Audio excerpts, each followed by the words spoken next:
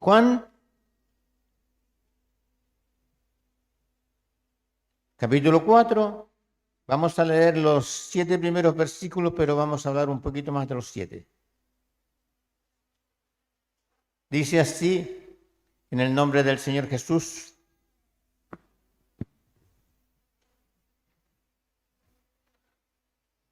cuando pues el Señor entendió que los fariseos habían oído decir: Jesús hace y bautiza más discípulos que Juan, aunque Jesús no bautizaba sino sus discípulos, salió de Judea y se fue otra vez a Galilea. Y le era necesario pasar por Samaria. Vino pues a una ciudad de Samaria llamada Sicar, junto a la heredad que Jacob dio a su hijo José, y estaba allí el pozo de Jacob. Entonces Jesús, cansado del camino, se sentó así junto al pozo. Era como la hora sexta. Vino una mujer de Samaria a sacar agua, y Jesús le dijo: dame de beber. Gracias, hermoso Dios, por esta tremenda bendición, por esta bendición, Señor, de exponer su palabra, que sea de bendición para mucha gente, Señor. Muchas gracias, Señor amado. Le ruego, Señor, que usted use este siervo inútil y torpe, maravilloso Dios, porque el único que debe ser aquí, Señor, primero, es usted, maravilloso Dios. Muchas gracias. Gracias, Señor. Toda la gloria es suya y solamente nosotros es para servirle, nada más. Gracias, Señor. Bendiga este mensaje, Señor, que usted ha puesto en mi corazón, en mi vida, Señor amado, y que está en su palabra, en el nombre del Señor Jesús. Amén y amén. Siete primeros versículos leíamos. Es importante que nos fijemos aquí en estos versículos, un poquito más también, una lección de evangelismo personal. Verso 3. El Señor salió de Judea y se fue otra vez a Galilea. Jesús pasó un tiempo en Judea al comienzo de su ministerio. Sin embargo, fue Jesús quien tomó esta decisión de abandonar Judea para ir hacia Galilea. La razón es que él no quería entrar todavía en conflictos o en enfrentamiento abierto con los fariseos y con los líderes judíos de aquel lugar de allá de Judea. Esa fue una de las razones. Así que él tomó esa decisión de salir de esa área de mayor influencia de religiosos y de regresar a Galilea. Allí, en Galilea, aquellos religiosos tenían menos poder y tenían menos presencia. En este periodo que se está indicando aquí, no se indica en los otros 3 evangelios, solo en el libro de Juan. Aquí el evangelista aclara que Jesús no bautizaba, sino que eran sus discípulos. El evangelista aquí lo deja claro. Los fariseos habían llegado a conocer el éxito del ministerio del Señor Jesús, y esta era comentada en Jerusalén y era vista con cierta preocupación para los líderes y los religiosos de aquella época. Ni los fariseos ni a los líderes judíos les había agradado la popularidad del Señor, primero de Juan y menos la del Señor Jesucristo. Por lo menos así lo indica en Juan capítulo 1, el verso 25 al 27.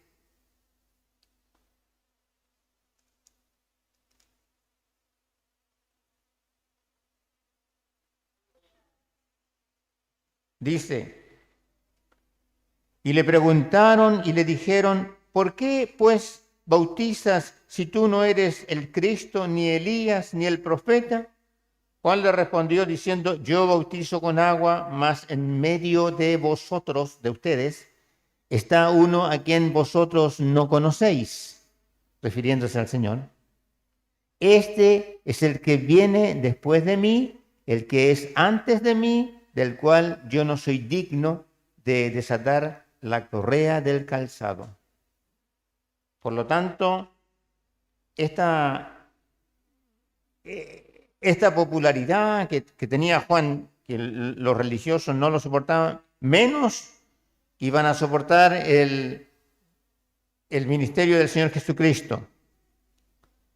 Porque cuando vieron el rápido ascenso del Señor Jesús, se sintieron alarmados, se sintieron amenazados, porque en el fondo de sus corazones, ellos, los religiosos, sabían que estaban perdiendo su popularidad y su influencia sobre el pueblo. Ellos sabían eso. Verso 4. Y le era necesario pasar por Samaria. La ubicación de Samaria geográficamente, en cualquier atlas, un mapa que usted pueda tener bíblico del Nuevo Testamento, podemos ver que en los tiempos de Jesús, Israel estaba dividida en 3 grandes regiones. Judea en el sur, Galilea en el norte y Samaria que ocupaba la zona central en medio de las dos. O sea, Judea,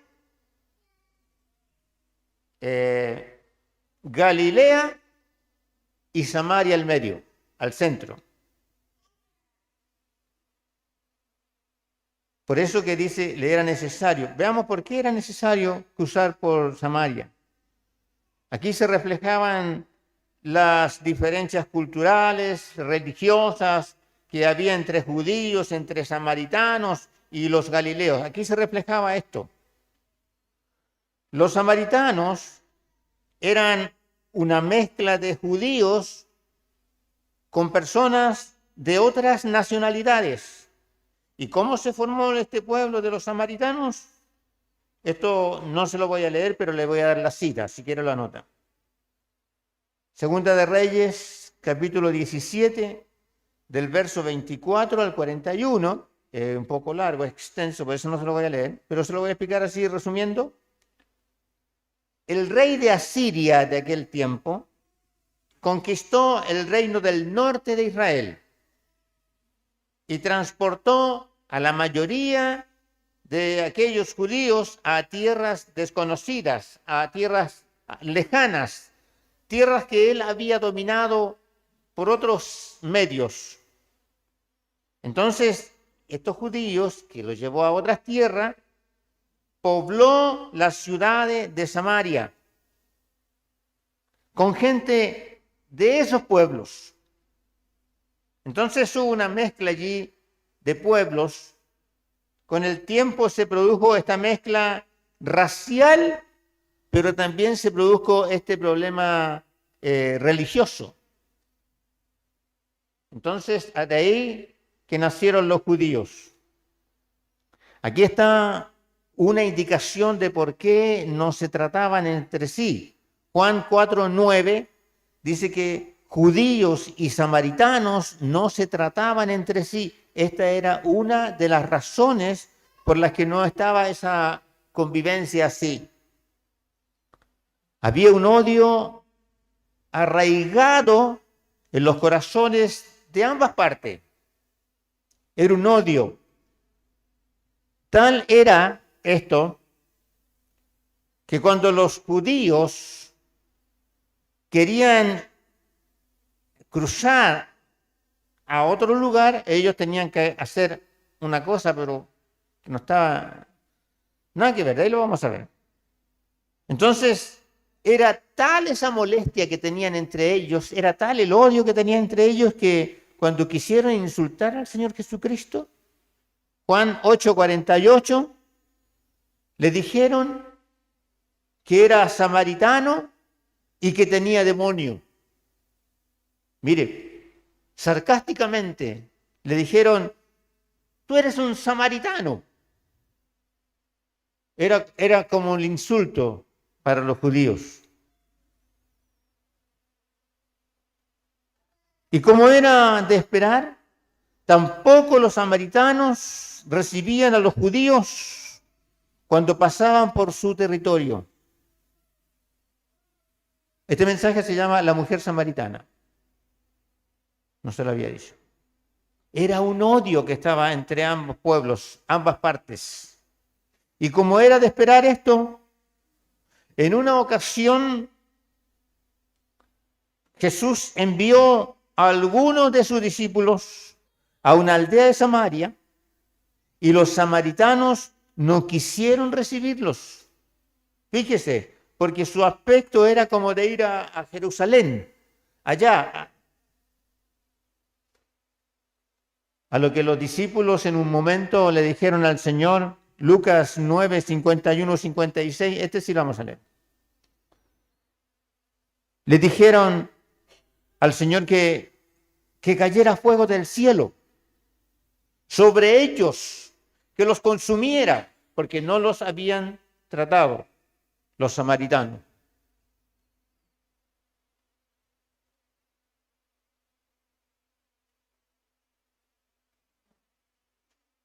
Bien, 51 hasta el 56.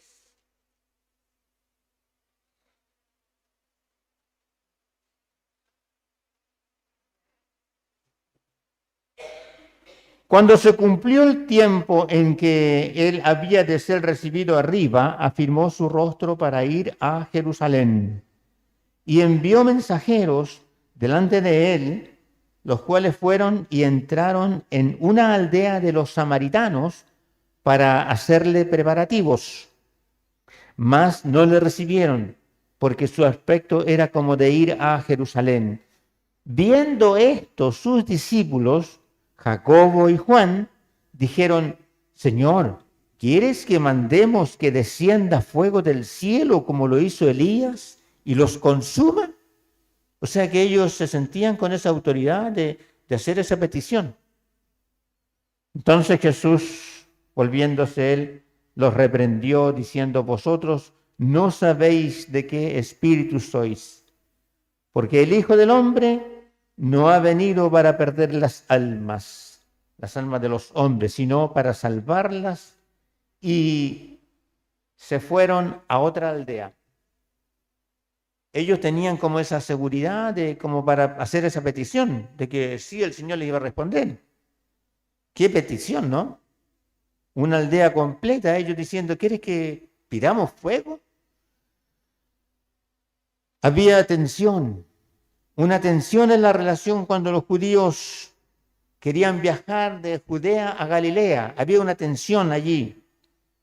Lo que normalmente se hacía era cruzar el río Jordán hacia el este, pasando un lugar que se llamaba Perea, y bordearlo hasta llegar al norte y volver a cruzarlo nuevamente para entrar a Galilea. O sea, tenían que hacer así, cruzar, dar la vuelta, que no era muy corta, y llegar al lugar.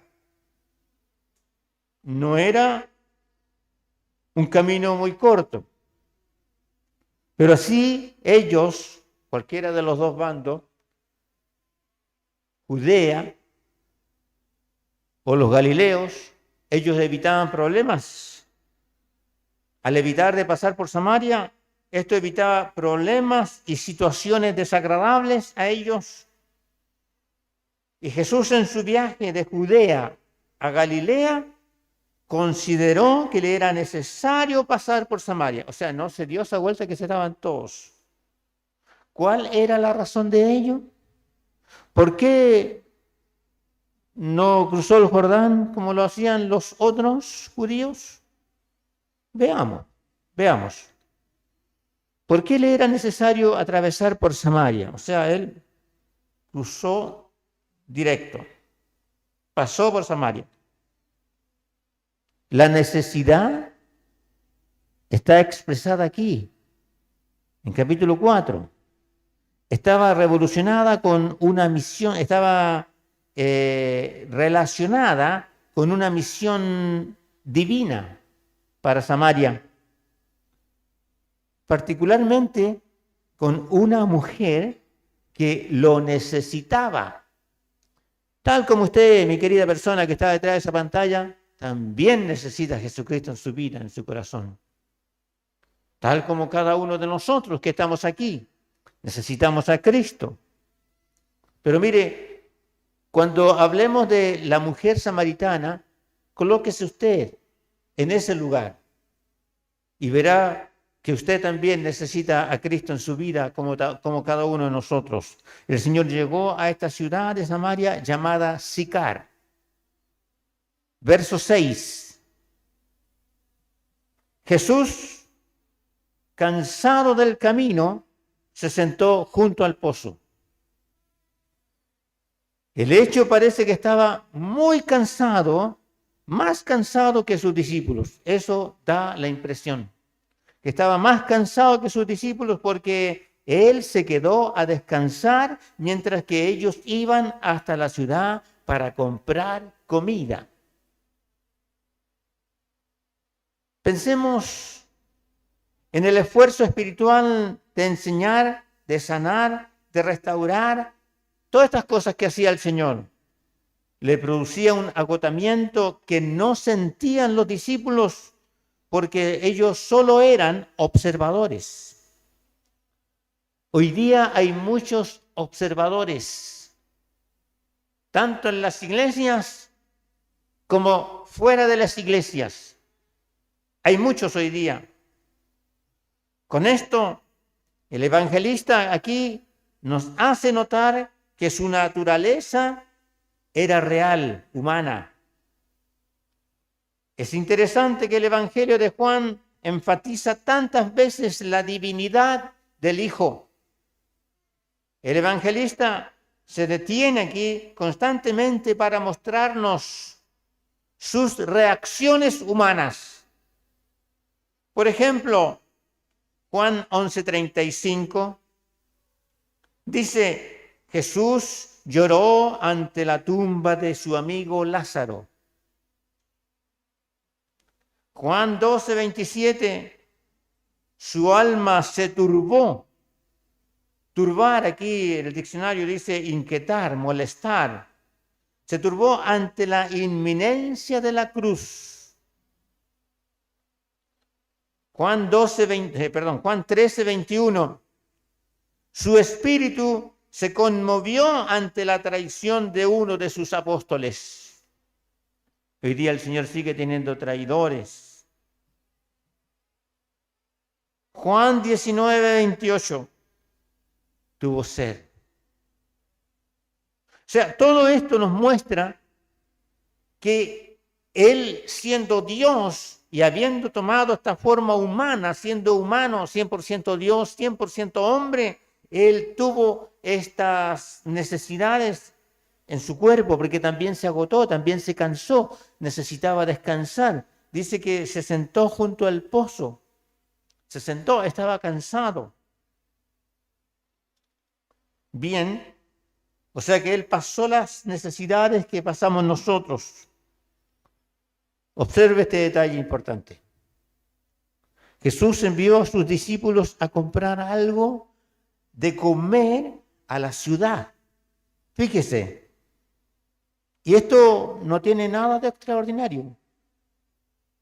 Pero si usted se da cuenta, Él lo envió a comprar, pero en unos capítulos más, 2 capítulos más, en adelante vemos que el Señor multiplicó panes y peces para dar de comer a una gran multitud. Y a ellos los mandó a comprar. Qué interesante, ¿eh? Nos preguntamos por qué no hizo. ¿Por qué no hizo en este momento un milagro similar? Nos preguntamos. Para que no tener que esperar cuando regresaran los discípulos con comida y calmar el hambre. ¿Cierto? Él pudo haberlo hecho. La respuesta es que el Señor no hacía milagros para satisfacer sus propias necesidades, sino que Él estaba sujeto al orden normal de las cosas, al Padre, estaba sujeto al Padre y vivía como una persona como los demás. Porque Él no andaba apareciendo y desapareciendo, no, Él andaba con los demás, ahí metido con la gente. Entonces, pero estaba sujeto al Padre, pero no hacía milagros para satisfacer su necesidad, no lo hacía. Bien, nos enseñó que Dios no va a hacer por nosotros lo que nosotros debemos hacer. Eso nos está enseñando aquí. Dios no va a hacer por nosotros lo que nosotros está al alcance nuestro. Verso 7. Se pone interesante esto. Vino una mujer a sacar agua. Humanamente podríamos pensar que el Señor se quedó allí en el pozo con el único propósito de descansar. ¿Podríamos pensar eso? Sí, claro. Pero Jesús tenía otros planes, como también ha tenido un plan para usted, también tiene otro plan para usted y otros planes para usted y para usted también. Jesús estaba buscando a una mujer que lo necesitaba él urgentemente. Usted también lo necesita urgente, porque los tiempos son malos. No se haga el sordo.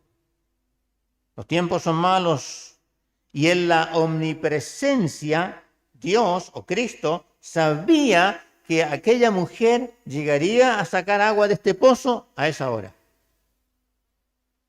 Según parece, la hora sexta, dice, no debía ser la más apropiada para ir a buscar el agua al pozo, porque la hora sexta aquí nos está indicando que son las 15 horas. ¿Qué hora es las 15 horas? Las 3 de la tarde. Imagínense la mujer ir a buscar agua al pozo a las 3 de la tarde. ¿Por qué razón? La mujer era la única persona que había elegido ese momento del día para hacerlo, pero por alguna razón la mujer no quería compañía. No la quería. Tal vez no le convenía. Pero le convenía al Señor Jesucristo tener una conversación personal con ella sin que hubiese otras personas, sin que hubiese una distracción o una interferencia. Por eso el Señor manda a comprar a sus discípulos alimento. El Señor estaba buscando a esta mujer y también te busca a ti, como nos ha buscado a cada uno de nosotros. Eligió el momento más adecuado para acercarse a ella. Aquí hay un encuentro que nos sirve de ejemplo a nosotros de cómo Jesús evangelizaba a los perdidos. Notemos la forma sencilla que lo hacía el Señor. Le expuso la verdad a la mujer. Le mostró su necesidad espiritual, como la que tenemos también nosotros. Despertó su conciencia y le contestó todas las preguntas, todas las respuestas le dio el Señor que inquietaban a la mujer para llevarla finalmente a la fe del Señor, del mismo, del auténtico Mesías, el Salvador del mundo. ¿Qué le parece? Cuando la mujer llegó aquel día a ese pozo, no sabía todavía lo que Dios le había preparado a ella. No lo sabía porque todavía no estaba el encuentro. Entonces se disponía a tener un encuentro con el mismo Dios, Hijo de Dios, que cambiaría su vida entera. Nosotros, Dios ha cambiado nuestra vida, también su vida, Dios la puede cambiar. Jesús fue, cuando llegó la mujer, fue Él el que comenzó la conversación. Verso 7. Y como pidiéndole un favor el Señor, le dice, dame de beber. No cabe duda que en este momento la mujer se sintió importante. Sí, ella tenía los medios para sacar el agua del pozo, por eso se sintió importante.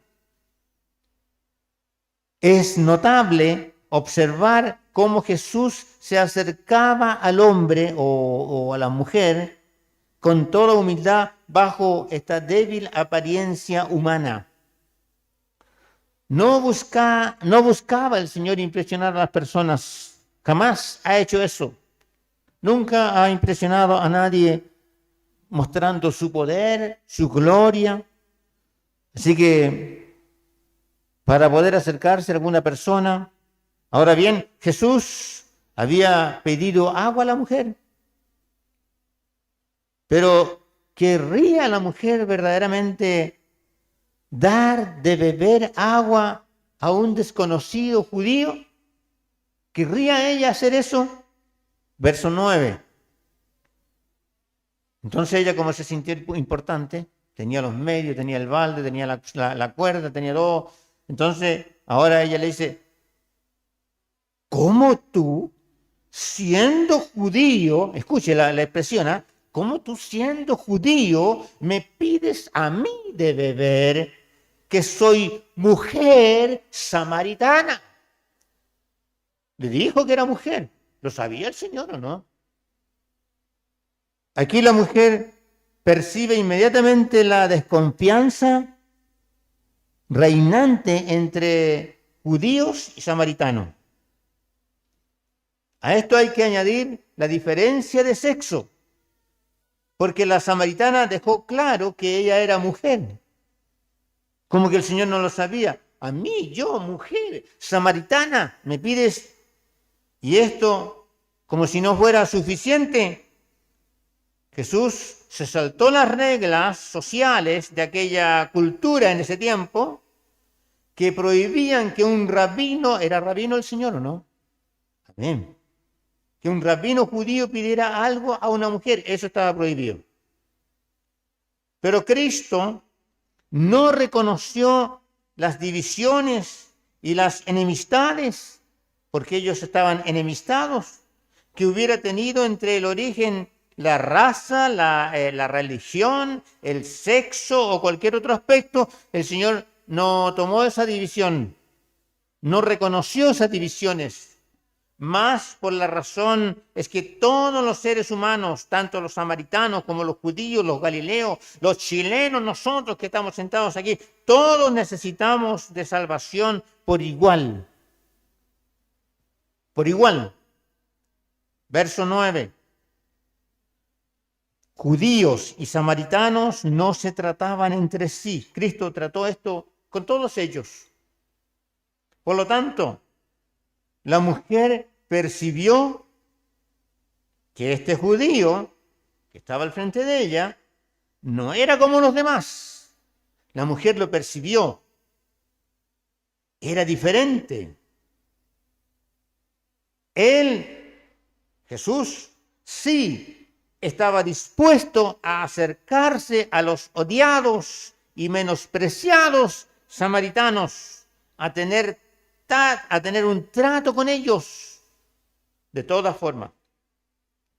Y de todas formas, Cristo está dispuesto a tener un trato contigo, no importa tu condición, de lo que tú estés pasando hoy. pero acércate, porque Él está interesado en ti, como lo está interesado en cada uno de nosotros. Bien, verso 10. El Señor de inmediato le dice, si conocieras el don de Dios, ¿y quién es el que te dice, dame de beber? A pesar de la negativa de la mujer, Jesús continúa la conversación diciéndole que tenía un gran agua mejor que la de aquel pozo. El Señor se lo estaba diciendo aquí, y que Él sí que estaría dispuesto a compartirla con ella y con cualquiera del que se acerca a Dios. De algo material como el agua, el Señor estaba dispuesto a compartirla. Fíjese eso. El Señor comienza a hablarle acerca de las realidades espirituales a esta mujer. Verso 10. El don de Dios y el agua viva, le está hablando aquí el Señor. Ahí está, ¿cierto? Si conocieras el don de Dios. Pero notemos cómo presenta el asunto. Comienza diciéndole, si conocieras quién es el que te dice, dame de beber. Y si tú conocieras el que te está ofreciendo esta agua fresca a tu vida, no te apartes, no te vayas. Escucha lo que Dios quiere decirte a ti. Pero notemos cómo presenta el asunto. Comienza así, si conocieras, ¿cierto? Es una forma de incitar a la mujer que le haga más preguntas. Es una forma de que, hazme más preguntas. Le está dando interés el Señor a ella. Que siga interesada por lo que Jesús le quiere decir. Porque la mujer desconocía el regalo de Dios para ella y para ti también. Para usted, para cada uno de nosotros, para mí. Dios tiene un regalo y es bueno. Es bueno. Algunos de sus pensamientos quizás en la mujer tal vez estaría y diciendo, ¿en qué consistirá ese regalo? ¿Realmente Dios me quiere regalar algo? Quizás estaba pensando la mujer en eso. La vida es tan dura, todo hay que ganarlo por uno mismo. Me resulta sospechoso que alguien me quiera dar algo sin recibir nada a cambio. Por último, el Señor le habla de sí mismo. Verso 10, seguimos ahí. Si conocieras quién es el que te dice, dame de beber, ella no tenía idea quién le estaba hablando. Es el regalo de Dios a este mundo pecador.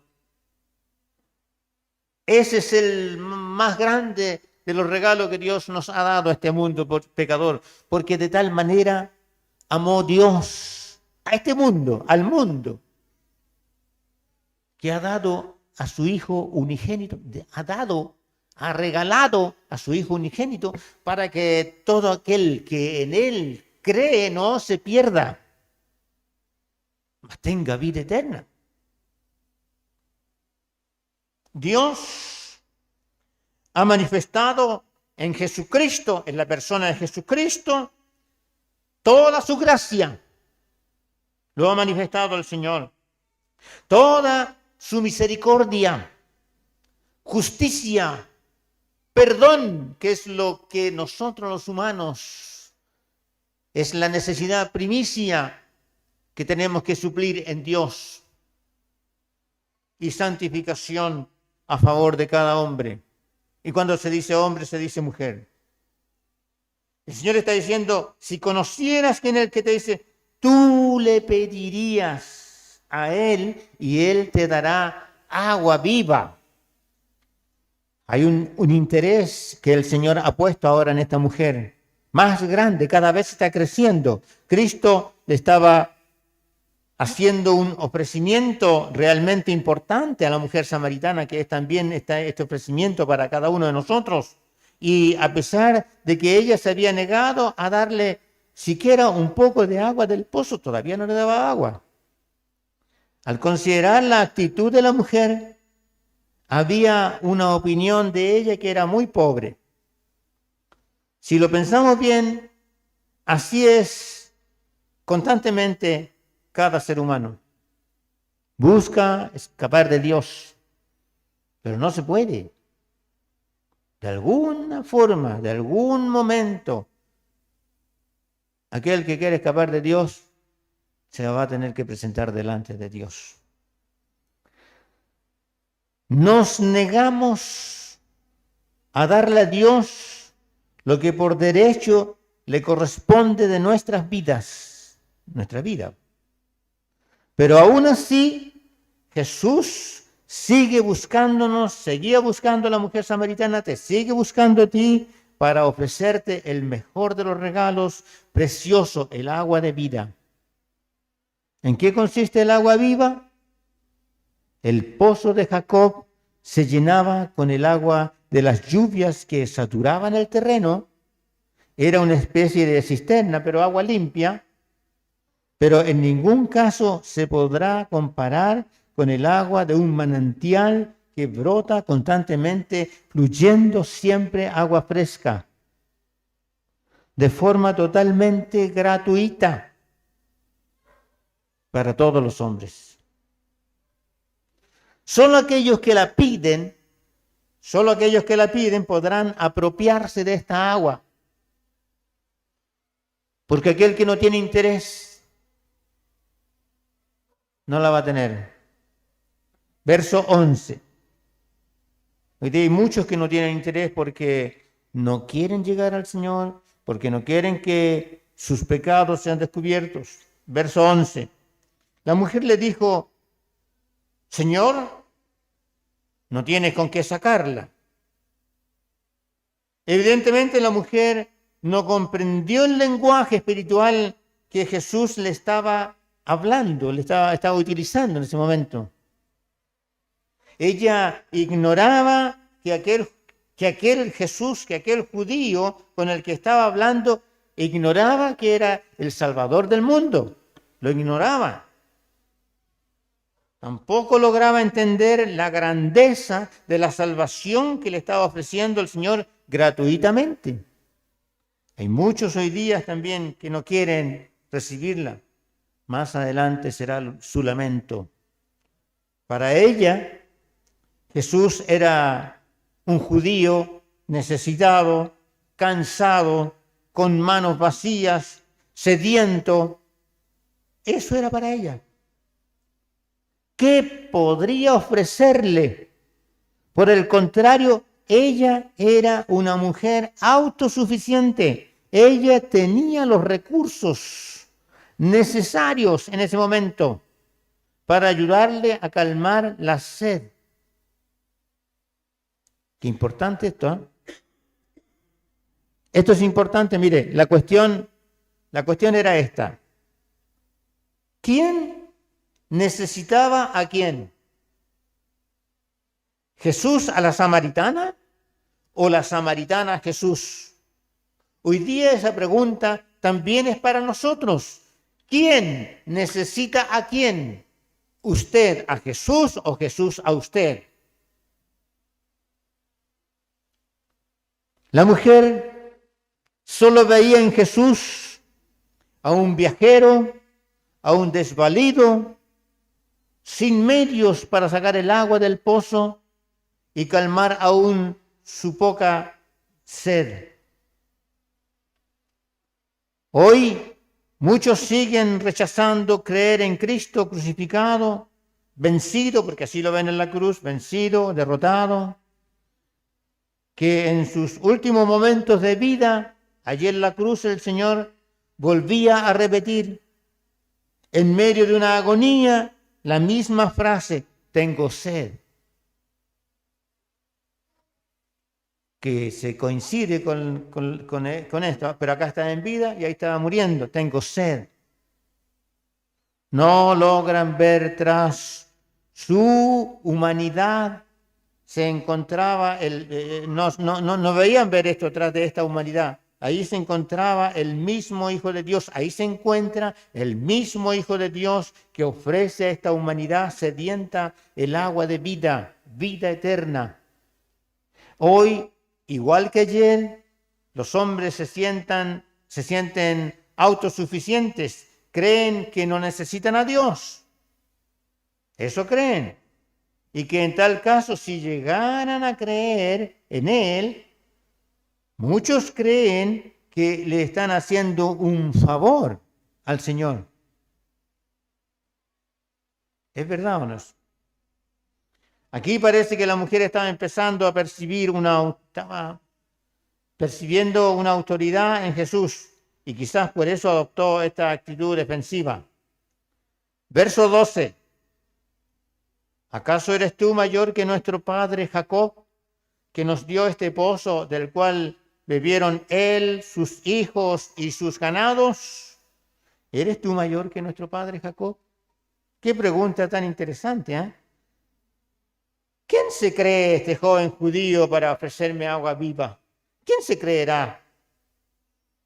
¿Mejor?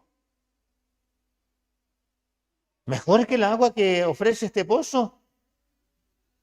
Y este pozo nos dejó nuestro padre Jacob. ¿Quién se cree? Así pues, la cuestión que la mujer que planteó era importante. ¿Eres tú mayor que nuestro padre Jacob? ¿Es Jesús mayor que Jacob mismo? Claro que sí. Verso 13. Aquí le da la respuesta al Señor. Respondió Jesús y le dijo: cualquiera que bebiere de esta agua volverá a tener sed. La respuesta del Señor deja fuera de duda todo. Él era infinitamente mayor que Jacob y lo sigue siendo. ¿Quién habla de Jacob? ¿Quién habla del Señor hoy día?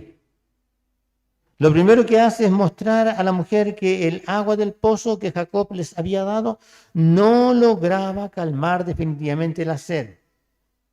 El hombre en nuestros días, hoy día, se afana por poseer nuevas cosas. En un momento desesperado, hoy día el hombre, para llevar una vida más en confort, sin llegar a conseguirlo. De hecho, cada vez necesita más cosas el hombre hoy día. Experiencias más fuertes para llenar el vacío que constantemente está creciendo en su vida. El mismo Señor hizo su ofrecimiento. Verso 14. Mas el que bebiere del agua que yo le daré no tendrá sed jamás, sino que el agua que yo le daré será en él una fuente de agua que salte para vida eterna. Cristo aquí hace una promesa en forma universal. Está hablando para todo aquel que bebiere de esta agua que es el Señor. Bien, aunque esto no ocurrirá hasta que usted y cada uno de nosotros entreguemos nuestras vidas al Señor Jesucristo. Así pues, frente a las aguas estancadas que están en el pozo de Jacob, versus el Señor ofrece un manantial de agua saltando para vida eterna. ¿Hay dónde perderse? Como más adelante explicó, se estaba refiriendo también al Espíritu Santo, que Él daría a todos los que creyeran en Él. Juan 7, 37 al 39, En el último y gran día de la fiesta, Jesús se puso en pie y alzó la voz diciendo: si alguno tiene sed, venga a mí y beba. El que cree en mí, como dice la Escritura, de su interior correrán ríos de agua viva. Esto dijo del Espíritu que habían de recibir los que creyesen en él. Y esta oferta sigue estando vigente para todos los hombres y mujeres en cualquier parte. Sigue presente, sigue vigente. Apocalipsis 22:17. El que tiene sed, venga. Y el que quiera, tome del agua de la vida gratuitamente. Verso 15, 4:15 ahora. Señor, aquí habla la samaritana, dame esa agua para que no tenga yo sed, ni venga aquí a sacarla. Las palabras de Jesús logran despertar la curiosidad de la mujer, que en ese momento llega a pedir que le dé esta agua, esta nueva clase de agua.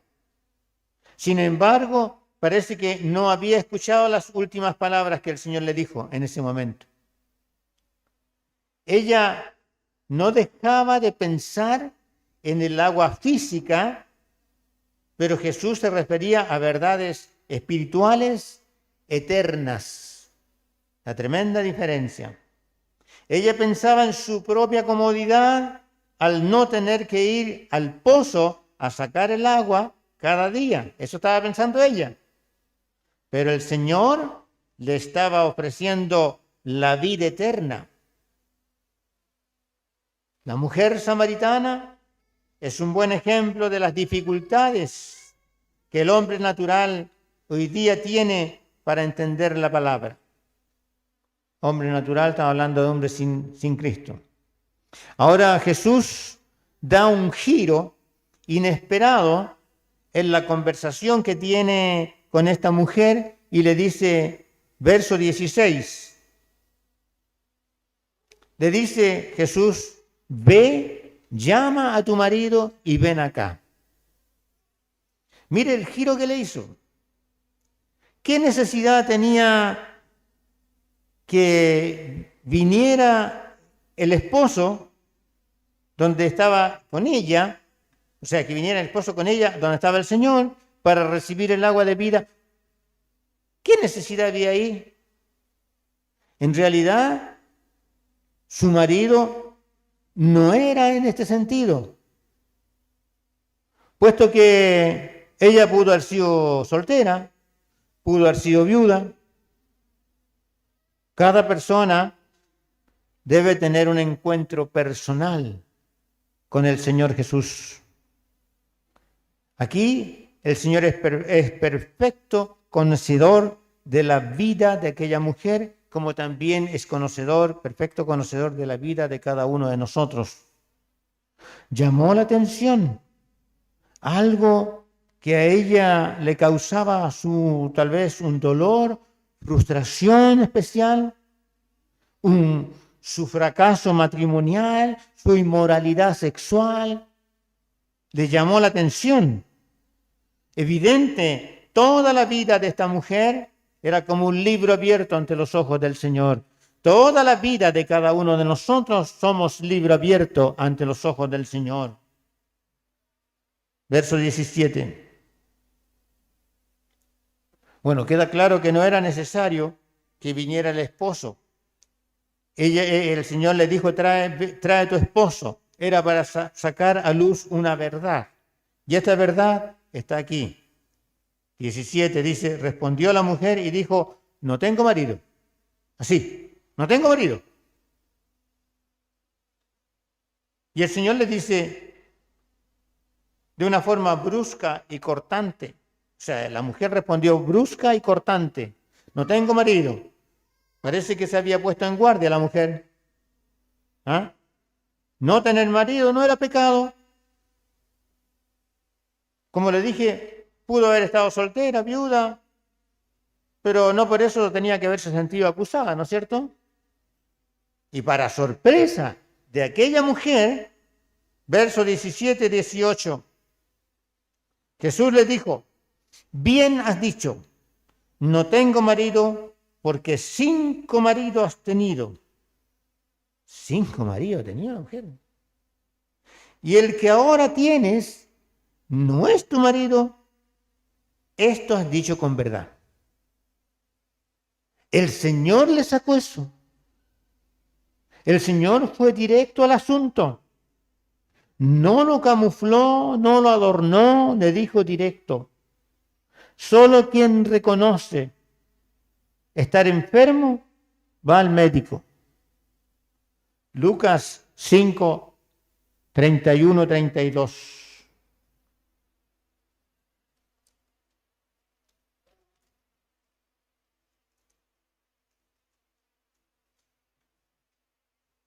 Lucas 5, 31, 32. Respondiendo Jesús les dijo a aquella gente que estaba allí, los que están sanos no tienen necesidad de médico, sino los enfermos. No he venido a llamar a justos, sino a pecadores al arrepentimiento. Y como podemos ver aquí, la mujer samaritana estaba realmente muy enferma y muy necesitada. Por un lado, había tenido 5 maridos, 5 maridos, la misma cantidad de matrimonios. La mujer estaba viviendo ahora con un hombre que no se había casado. Y aunque ella quisiera justificarlo, como mucha gente quiere justificar su situación, estaba en pecado. Todo esto mostraba el descenso moral que desde hacía tiempo esta mujer estaba experimentando. Razón por la cual habría ido a aquellas horas de tanto calor a buscar agua a aquel pozo para que así no tener que sufrir las miradas y las burlas o quizás qué cosa acusadoras de aquellos vecinos. Es importante que nos demos cuenta nosotros de cómo valora el Señor ciertos comportamientos que han llegado a ser hoy día como normales. Dios lo tiene en cuenta. A Dios no se le escapa nada. Dios está observando. Todas las acciones están escritas, más aún. Por lo tanto, hoy día, el hombre de hoy día, o la sociedad de hoy día, considera muchas cosas que son normales. No se las voy a nombrar ahora, vamos a ocupar mucho tiempo. Pero usted sabe, en nuestros días, vivían días complicados, días difíciles. Importante. Es interesante la forma en que el Señor trató este asunto con la mujer, con esta mujer samaritana, y sale a la luz el deterioro moral y su vacío existencial de aquella mujer. Pero cuán pocos hoy día están dispuestos a admitir su situación, porque como les dije, mucho se mira como que fuera normal. 19. Le dijo la mujer, Señor, me parece que tú eres profeta. El conocimiento de la vida íntima de la mujer fue una manifestación de la omnisciencia del Señor. Mire, Hebreos 4:13 dice de la siguiente forma. Hebreos 4:13. Y no hay cosa creada que no sea manifiesta en su presencia. Antes bien, todas las cosas están desnudas y abiertas a los ojos de aquel a quien tenemos que dar cuenta. La mujer no se niega de esta situación, no lo niega. Lo que está pasando sobre ella, Así que cuando dijo que le parecía que Jesús era profeta, estaba diciendo que había empezado a sospechar que él era alguien realmente importante. O sea, era totalmente diferente a cualquier otro hombre de aquella región. Entonces lo empezó a notar. Empezó como a bajarse. La mujer intentó por algún momento desviar la conversación de esta situación personal y a una disputa de teología muy de moda en aquel entonces. Verso 20, le dice así, le dice, nuestros padres adoraron en este monte y vosotros decís que en Jerusalén es el lugar donde se debe adorar. Quiso desviarse la mujer, pero el Señor le respondió también, aunque quiera parecer extraño, muchas personas hoy día dicen no acercarse a Dios porque no creen en la religión y no creen en esto. Y siempre le van a decir, mire, yo conozco un vecino que vive 2 casas más, siempre viven 2 casas más allá. O que vive al frente de mi casa. O le van a decir, yo tengo un vecino que vive pero a los pies de mi casa. Y que, pero buscan siempre una excusa. Quieren desviar, pero la palabra de salvación es una línea. Aunque quieran desviarse, pero mire, si son 4 casas, amor, ¿cómo se llama la vecina? ¿Cómo se llama el vecino que vive al frente, pero en la casa celeste? Ay, Dios mío. Entonces el Señor le dice, vosotros adoráis lo que no sabéis. Ahora bien, el Señor no evitó entrar en este tema, no lo evitó el Señor, sino que lo abordó de frente, dando una perspectiva divina al problema. Los samaritanos habían olvidado algo muy importante, lo que usted debe de estar muy agradecido, porque los samaritanos habían olvidado principalmente la palabra de Dios, y usted debe de estar agradecido como yo, como usted, que en este lugar se enseña la palabra de Dios. No es posible adorar adecuadamente a Dios desconociendo su palabra. A esto se refería el Señor Jesús cuando dijo que los verdaderos adoradores adorarán al Padre en espíritu, en verdad. Tenemos que reflexionar muy serio sobre este asunto, porque se puede ser un falso adorador si tenemos un conocimiento vago, insuficiente de la palabra. Por eso se incita a que estudiemos la palabra, que la leamos. Verso 22. El Señor le dijo, la salvación viene de los judíos. Esta es una serie de advertencias para todos nosotros, porque contrariamente a lo que muchos creen, no todos los caminos conducen a la salvación. Y como ese dicho del mundo, todos los caminos conducen a Dios, es mentira del diablo eso. No todos los caminos conducen a Dios. Solamente uno que dijo yo, y él se apuntó y dijo, yo soy el camino. Uno solo. Su nombre es Jesucristo. El Salvador del mundo es judío. Por lo menos vino a la nación judía. Algo parecido les ocurre hoy día en la actualidad a millones que no pueden aceptar esta salvación eterna de Dios que viene de los judíos.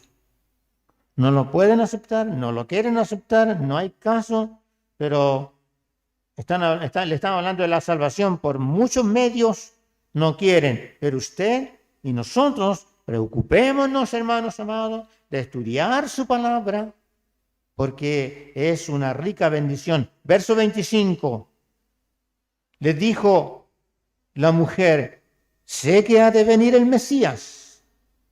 Las enseñanzas que la mujer acaba de recibir causaron en ella una profunda impresión, hasta el punto que comenzó a pensar en el Mesías ahora, aquel que cuando viniera les declararía todas las cosas.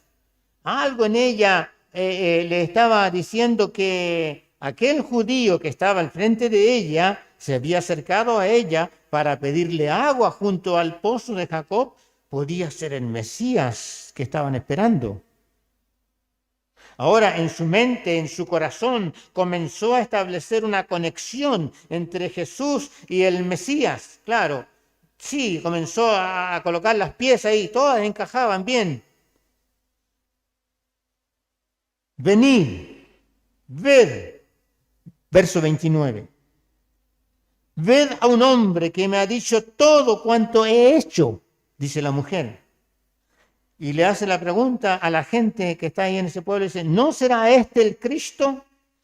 En cualquier caso, a la mujer no le quedó ninguna duda sobre este asunto.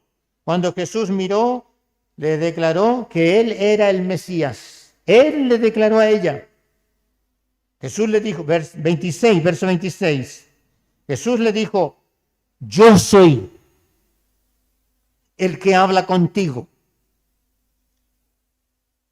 Esta es la única declaración en esta ocasión en que el Señor hizo una manifestación tan clara de su naturaleza y su misión mesiánica. Yo soy el que habla contigo, Él soy yo.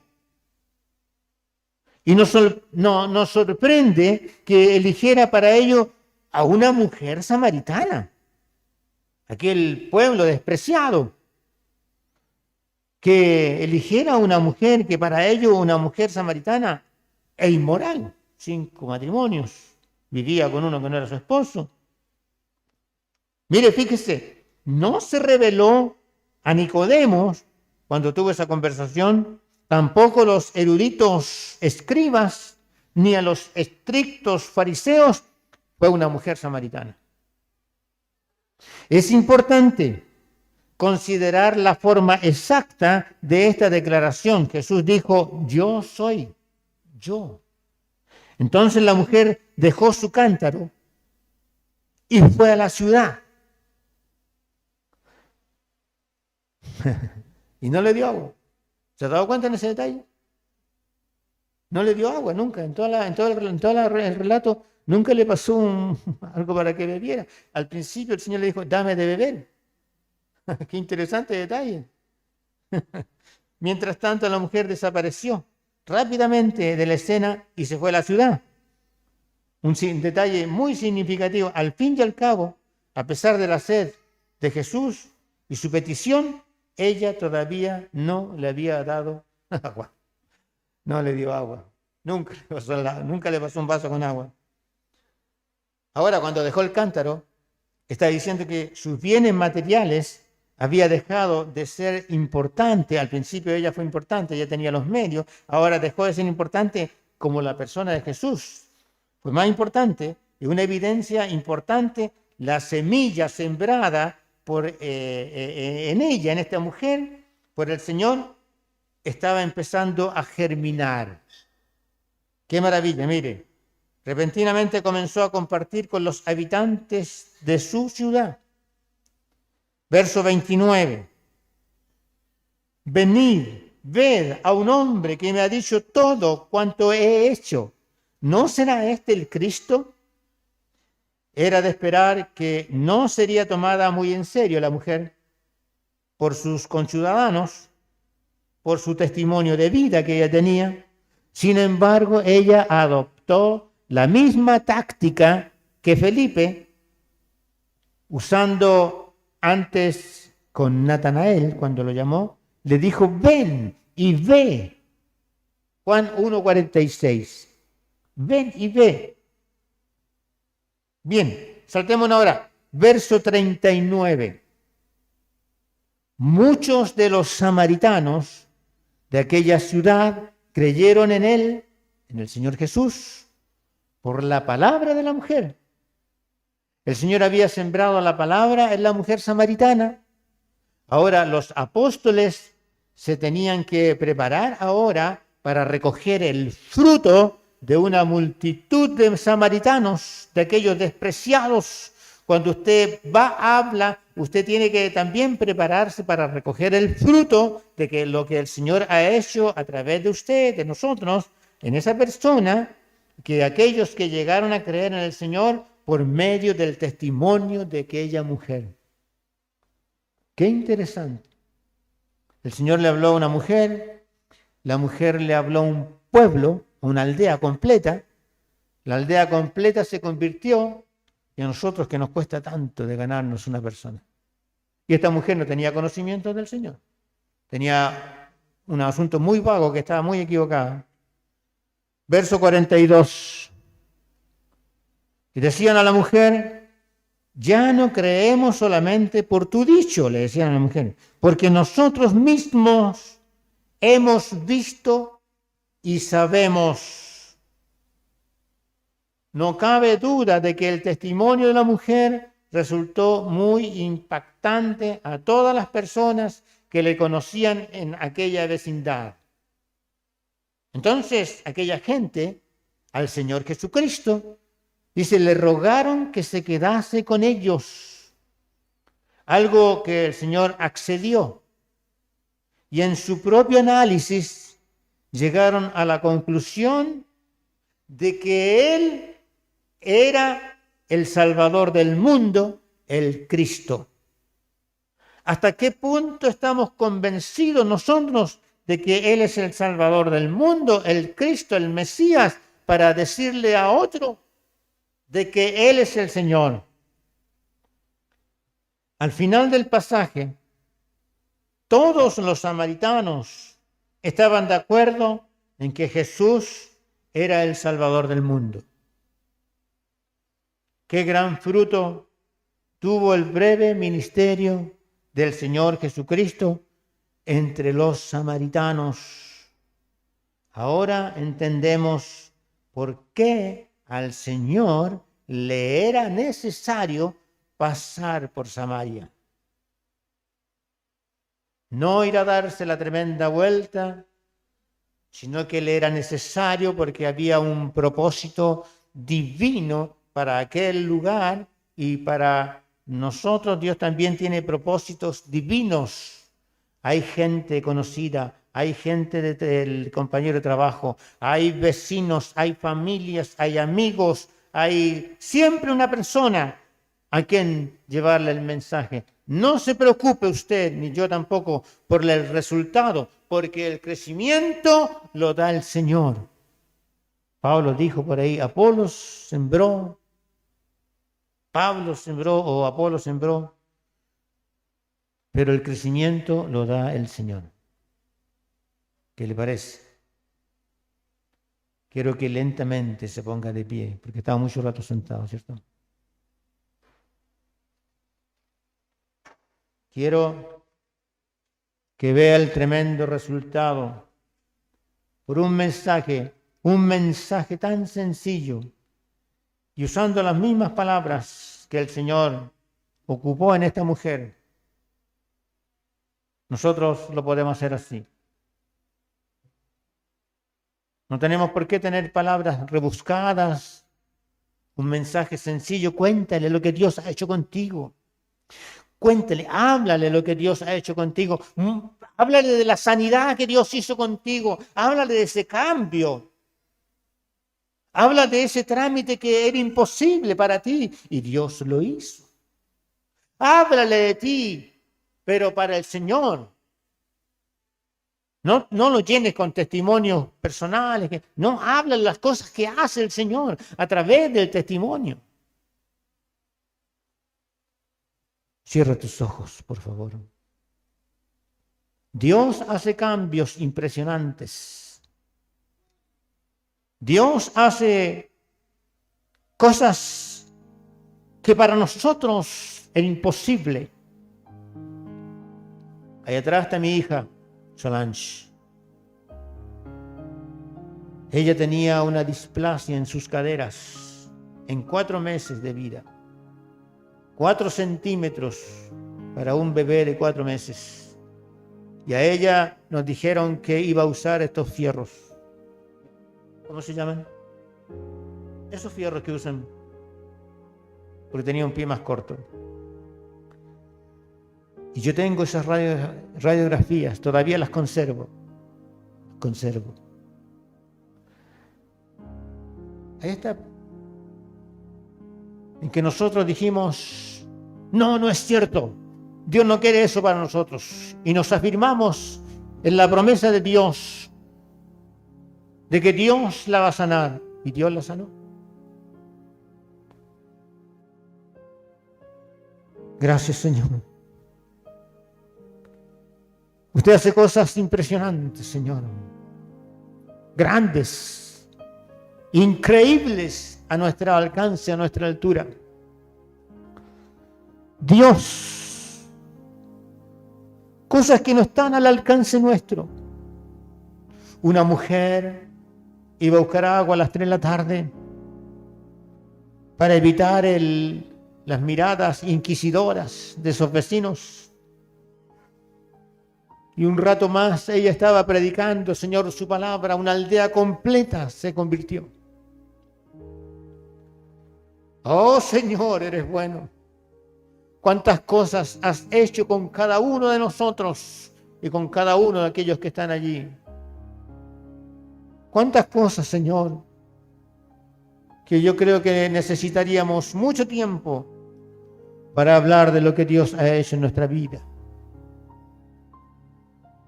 Aleluya, gloria a Dios. Eres tan bueno, Señor, tan bueno. Y aún es más, nos ofreces vida eterna, Señor, por amarte, por aceptarte, por recibirte en nuestra vida. Tal vez no somos ni más, ni somos mejores que aquella mujer, Señor, pero sí sé que te necesitamos, tanto como a ella, Señor. Sí sé que tú tienes propósitos divinos para cada uno de nosotros. Grande Dios, hermoso Dios, Padre hermoso, glorifica a tu Hijo, Señor, en nuestras vidas.